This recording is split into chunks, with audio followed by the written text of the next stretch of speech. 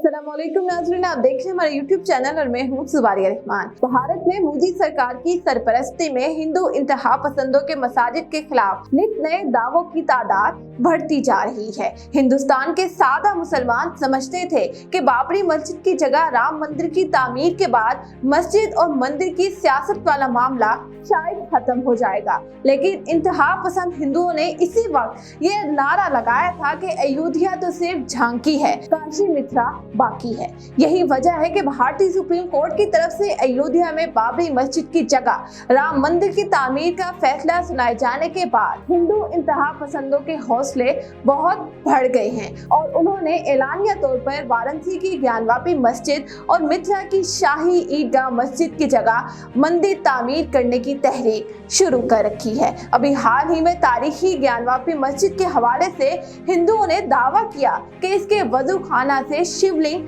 बरामद हुआ है। मकामी मुसलमानों से जब शिवलिंग से मुतालिक सवाल किया गया तो उन्होंने इस झूठे प्रोपेगेंडे को रद्द करते हुए बताया कि यह मस्जिद में मौजूद पुराना फुआरा है। इसी तरह हिंदू इंतहा पसंदों ने मथुरा की शाही ईदगाह मस्जिद को भी सील करने के लिए अदालत में दरखास्त दायर कर दी है। हिंदू इंतहा पसंदों की जानिब से ताजमहल और कुतुब मीनार में भी माजी में मंदिर तामीर होने की मज़हका खेज बातें की जा रही हैं। दिल्ली की शाही मस्जिद भारत में मुसलमानों का अजीम मरकज है और इसका शुमार मुगल बादशाहों की तरफ से तामीर की गई तारीखी मसाजिद में होता है। जामे मस्जिद दिल्ली की तामीर मुगल बादशाह शाहजहां ने 1650 में शुरू करवाई। हिंदू इंतहा पसंदों की जानिब से दिल्ली की शाही मस्जिद को निशाना बनाए जाने के बाद भारतीय मुसलमानों में तशवीश की सख्त लहर दौड़ गई है। भारत के तमाम बड़े शहरों में इस वक्त मस्जिद मंदिर तनाज़े को